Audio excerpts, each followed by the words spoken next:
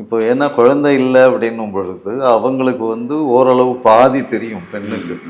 பெண்ணை பொறுத்த வரைக்கும் ஏற்கனவே சொன்ன மாதிரி அந்த மாதவிடாய் சுழற்சி கரெக்டாக 28 நாளைக்கு ஒரு தடவை இருக்கணும். இல்லைன்னா 26 நாளைக்கு ஒரு தடவை இருக்கலாம், இல்லை 30 நாளைக்கு ஒரு தடவை இருக்கலாம்.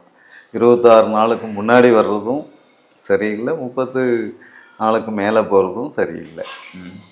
உடல் பருமன், தொப்பையாக இருக்கிறது, இது 2 பேருக்குமே காரணம்.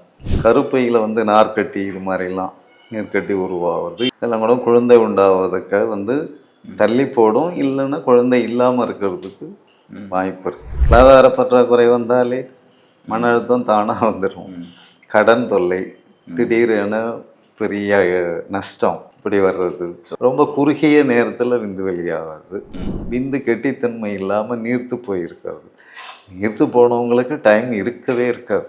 எந்த அளவுக்கு நீர்த்து போயிருக்குதோ அந்த அவங்களுக்கு குழந்தை பாக்கியம் கண்டிப்பாக குறைவாக இருக்கும். சிறுநீரகம் 100% வேலை செய்யுதுன்னா அவங்களுக்கு ஆண் தன்மை குறைபாடு வராது. விந்து முந்துதல் சீக்கிரமாக வர்றது, அதுவும் வர்றதுக்கான வாய்ப்பு இல்லை.